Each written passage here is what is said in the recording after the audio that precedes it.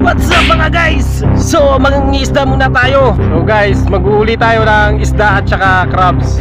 So punta tayo dun sa laot. You serious? Guys, kasi wala na. Bigado na ang lager nyo.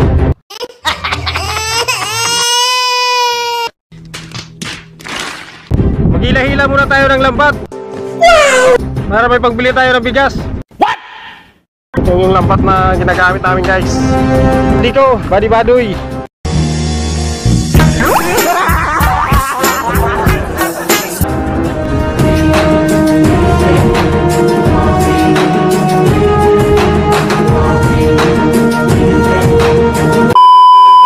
Yan ang Suyak Island. Sa bandang itaas niya, yan ang Carbon Reef. Maraming turista ang pupunta dyan at naliligo. So pupunta tayo dyan sa Maka Reef or tawag nilang Makahulom. Maliit na isla pero malaking tulong na rin sa mga isda. Kasi dyan sila nagtatago pag malakas ang alon at saka malakas ang hangin na may kasamang ulan.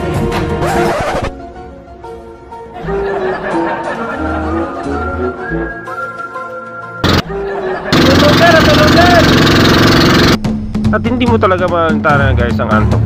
Sariwang hangin at para kang dinuduyan. At nakarating na rin kami sa Dalampasigan. Tomorrow. Oh guys, good morning! Ito na yung huli namin oh. Morning. Ganda ng huli namin. Ang lalaki ng mga alimasag.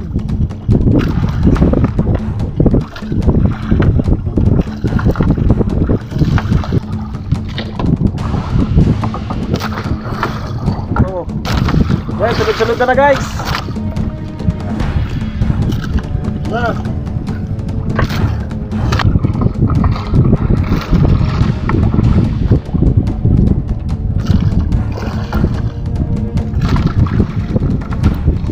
Pagkatapos na naghina ng lambat guys, so tinanggal ko na yung isa't isa yung mga limasag.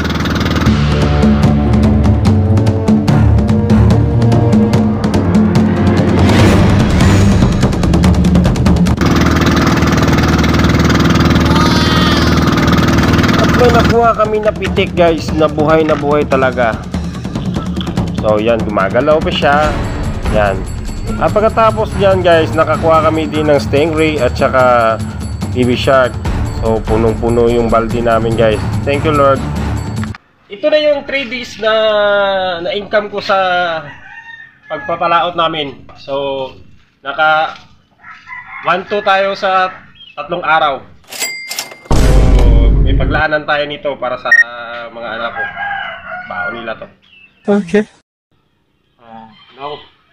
Para sa inyo yan. Kahit maliit lang yan.